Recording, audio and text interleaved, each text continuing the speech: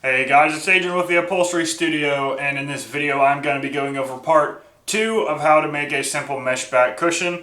If you paid attention to part 1, we got all of these ready. This is all the scraps and pieces we need for the cushion. If you haven't seen that video, go watch that. In this video I'm going to be going over the rest of the cushion on how to sew it up and stuff it. It's all pretty simple actually, and in this series I'm trying to make an easy step-by-step guide you can follow along with so you can learn how to make a simple cushion like this. Let's get started. Alright, so the first step, we are going to be prepping the mesh. The only thing we're going to be doing to the mesh on this cushion is just sewing the zipper to it so we can actually unzip the cushion and get it stuffed afterwards. It's really simple. So all we're going to do is draw on the inside a reference line so we can follow. You can put this line anywhere. You can actually make it go diagonal. I like to just go across right here. So I'm just going to draw a line on the inside of the cushion. And that's just going to be a guide for us so I can have something to follow while I'm sewing the zipper down. And that's all it is. We're just sewing this zipper down.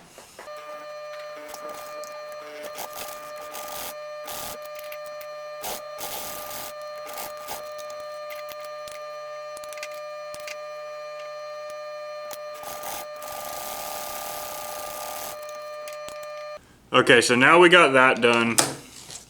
We have our zipper sewn to the inside of the mesh. Now if you notice, I kind of went back and forth on the beginnings where I started sewing. All that's doing is just locking in the stitch so it doesn't get unfrayed and start undoing. It's called a back tack. You do that every single time you start and finish sewing. So what we're gonna do, we're gonna flip it over to this good side. This is gonna be the outside of the cushion. We are going to cut the mesh right on top of these zipper teeth. It's pointless to have a zipper if you can't even separate the mesh. So now we got this separated, right? We are going to mark the end. You can see it. We're going to mark the end that has the first tooth, which would be this one. I'm going to draw a little line just like this. So you can see this is the first tooth right here, and I have this line to mark. This is so I don't forget which side of the zipper starts. This is just like a reference so I don't get the zipper skewed. If you get the slide on and the zipper teeth are skewed a little bit, so is your mesh. So we're then going to get the zipper slide. We're going to separate this, not fully, just a little bit. And then we're going to get the slide on. It's going to be a little finicky. Basically, you just try and get them zipped together in the same orientation they were. This is why I have that mark, so I know this same side comes on first. Now that I have the zipper on, we're going to slide it down halfway. The reason why I partially split it is so I can have both sides of the zipper completely closed while the slide is in the middle. This way nothing's going to interfere. The zipper won't come apart while you're actually sewing it. This is how I go about sewing every single zipper, especially the ones you see on my duffel bags. Now, after we do that, we're just going to trim the excess. I like to leave just a tiny bit.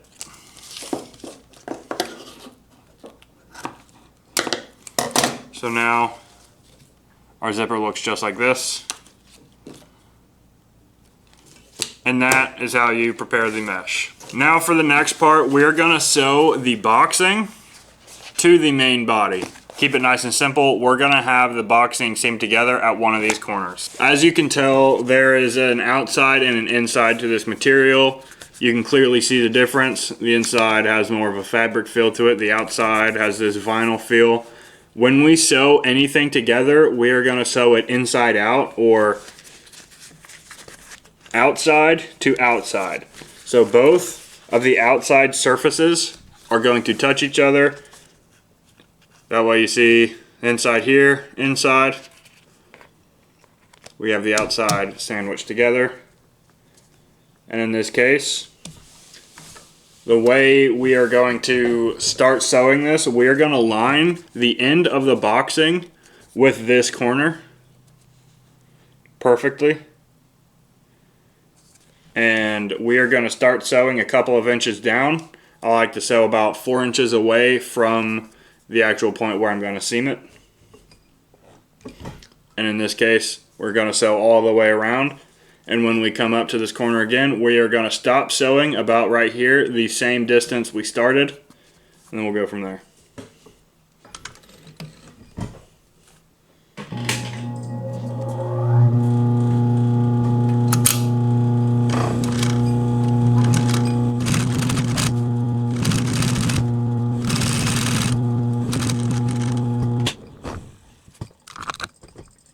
Now, what I do when I go around corners, anytime I go around a corner, you can see I have the needle down and it's wanting to go up like you see here. When turning corners, have the needle poke through the material and stop while it's still down, but it's going up just like this. You can see the needle still down and it's wanting to come up. And I stopped a 1/2 inch into the edge, because if you remember from the first video, we gave ourselves a 1/2 inch seam allowance, which is why I'm sewing a 1/2 inch inside from the edge. So we're going to stop with the needle a 1/2 inch from this outside edge right here. And we are going to make a snip exactly where the needle is, going as close as we can. I don't know if y'all can see this, but I stopped this snip very, very close to the needle, but not quite at the needle.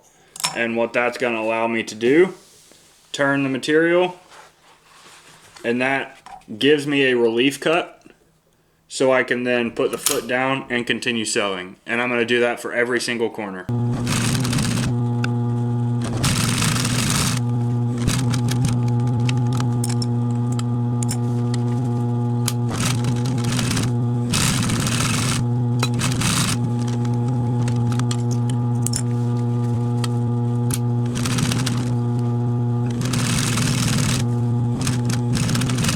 Now you're going to notice this side is a lot longer than we need it to be. And if you remember in the first video, we cut this out extra long. And I always do that because better safe than sorry. You don't want to cut exactly what you need. You don't know how the material is going to stretch or contract when you're sewing it. So if you cut it exact, it may come up too small. So for good practice, I always leave a couple of inches. Now we can mark this and cut it to the exact size we need, so we have a perfect seam in the exact spot we want it. So what I'm going to do, we can see where the edge is. Just like this one lines up to the exact edge, we are going to do the same thing. We are going to line this side up to the exact edge. We're going to mark it, and we're going to cut it right here.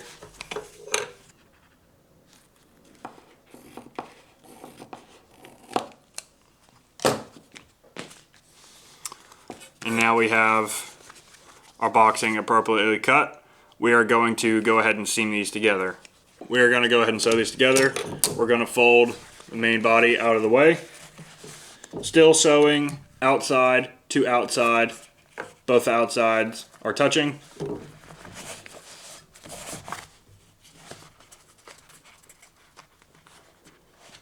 We're going to make sure they line up. And we are going to sew a 1/2 inch in.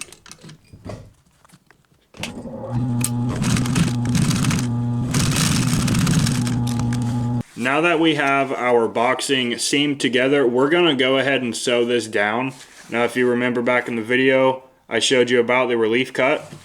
This is going to be no different. We are going to treat this the exact same way.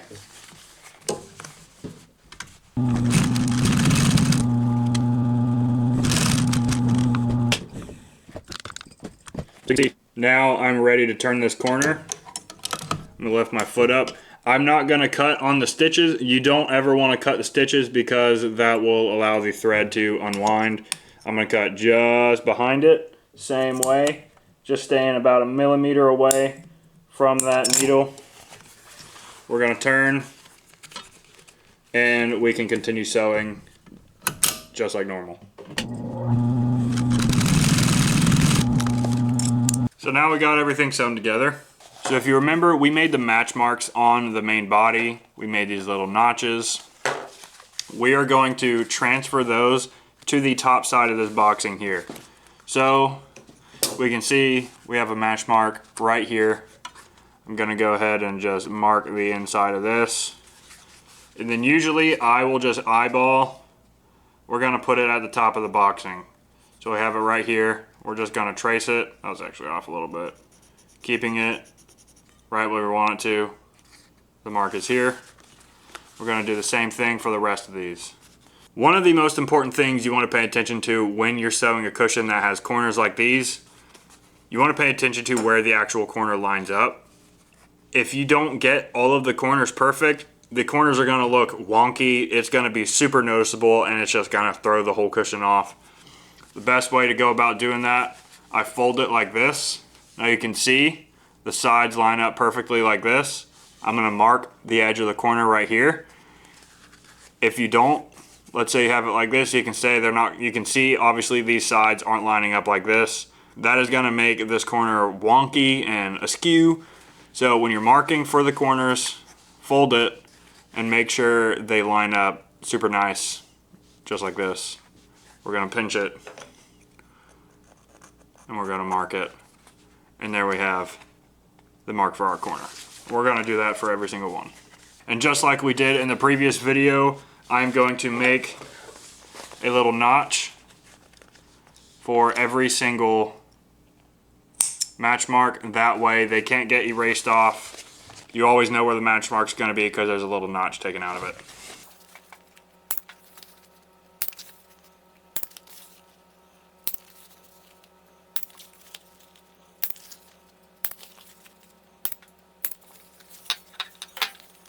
Alright, now that we have all of our match marks properly transferred to the boxing, all that's left is to sew the mesh to the boxing, and then we have our cushion. Now this is where the match marks really come into play, and this is why I always mix my match marks up. I never put all just single dashes. I have a 2 line thrown in there. That is so I can orient this properly. Because sometimes you're going to run into cushions where they have to be properly oriented, and if you have identical looking match marks everywhere, you're going to get confused. You're not going to know where to put it. It makes no difference if I would have had it this way or this way because it's so similar, but because I have this 2 mark right here, and this 2 mark, I know this lines up right here, and this is actually where I'm going to start sewing.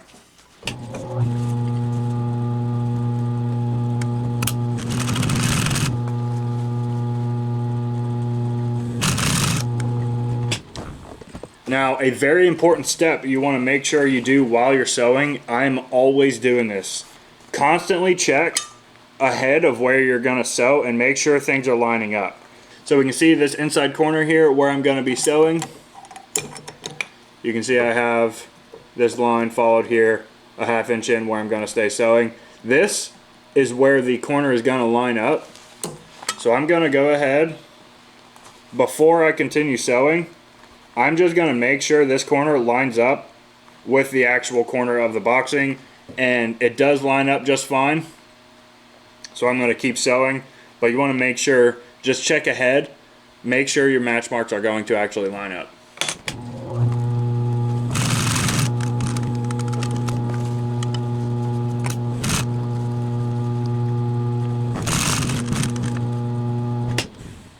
When I'm going over the zipper, I always make sure to back tack a few times. I usually go over it like 3 times.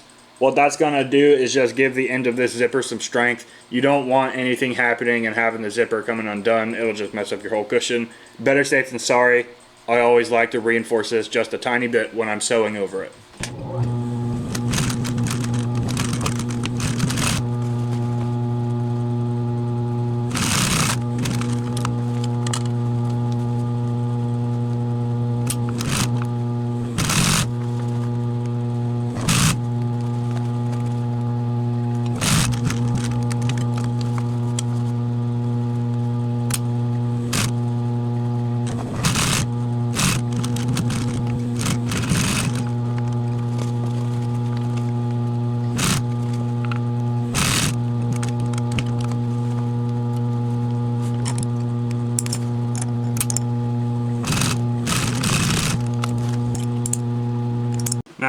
technically speaking, that is all you need to sew one of these up. All that's left is to turn it inside out and stuff it. But if you noticed, on all of these corners, I didn't make a relief cut. You can, if you want to, follow the same principle as I showed you in the first time. You just, wherever you need to actually turn, cut and almost touch where the needle is, just leave a tiny, tiny bit so it doesn't actually split open. I did that same thing on this very last one. Where is it? I did that same thing on this very last one just because it helped me lay it a little bit better. I didn't really need it on all the other ones, so I didn't do it, but it did help me for this last one. If you need to put relief cuts every time you make a turn, that is perfectly fine. All that's going to do is make it easier for you. But now that this is done, we are going to turn this inside out.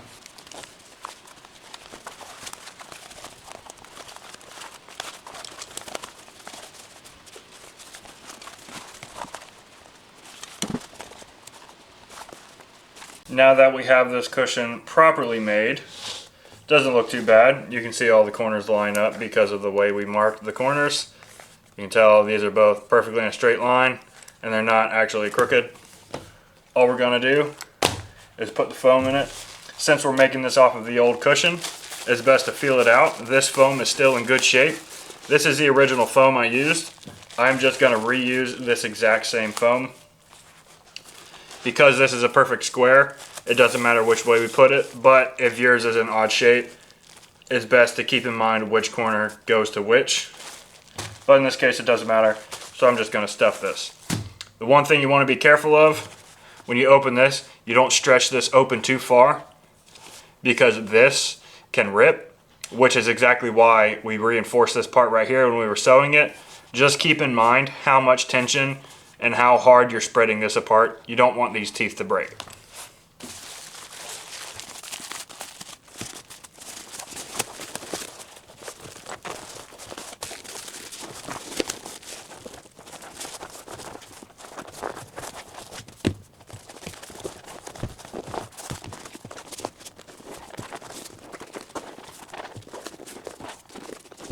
It's not necessary in this case. I'm just going to stick my hand here and fold this under. It's not too deal, you can't really see it. But it's good to have to. All right. There you have it. A nice square cushion. And there you have it. That is my personal process and the steps I take to make a simple cushion. And honestly, I use those exact same steps to make complicated cushions or really any type of cushion. As you can tell, this cushion could be used for a variety of things. If you want a little booster seat, I've made plenty of these, various thicknesses for different captains who want just a little bit of a boosted seat so they can see over the bow of their boat, or maybe couch cushions or outdoor patio furniture. Regardless, this same process applies to many different types of upholstery. Just like in the last video, I'm going to link everything I possibly can that applies to this cushion in the description, so go check that out. And if for any reason you want to reach out to me, I will also link my Instagram down there. It does look like a fake account because there's only 7 followers, but I promise you it's actually me. So if you want to reach out, send me a message. That's probably the best way you can go about doing that. And I will see you guys in the next one.